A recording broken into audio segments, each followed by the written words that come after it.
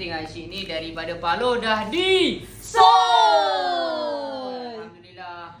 Sebab kita sambut juga hari jadi Acik ni lah. Ya, betul. Nampak Acik dapat apa ni? Apa tu, Sir?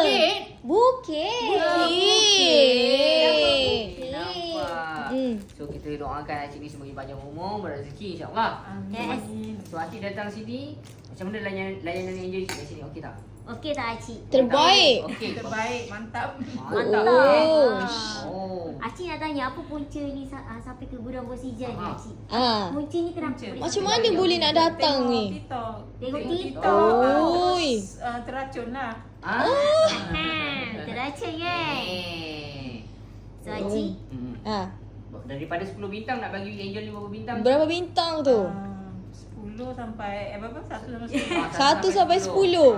tak sampai 10. Saya dah dapat agak dah. Cik nak bagi berapa ni? Ah. Mesti. Layan daripada WhatsApp semua. Kan Kira yalah cik WhatsApp je terus. Lepas tu wang in daya lagi. tu,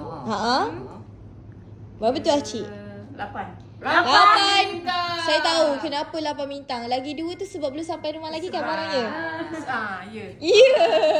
Sampai rumah dapat 10. 10 Janji bintang. lagi seminggu ke? Lagi raya sebelum raya tadi. sebelum raya. Kalau dah lebih daripada seminggu tak sampai turun balik. Turun balik. Turun balik bintangnya je. Okey. Saya minta maaf Acik, penghantaran kita tak boleh nak lakukan cepat. Betul. Acik tengok ni. Tadi Acik Banyak tersusul lah, Cik. Ya kan? Tapi kita cuba sedaya upaya Acik Yang penting Nak pada bawa hati balik sampai sendiri sampai. ni tak sabar juga nak bawa balik sendiri.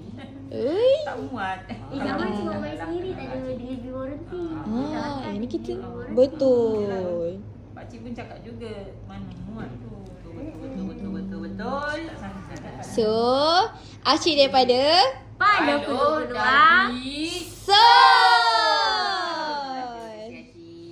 Tahniah, Acik. Dah dapatkan.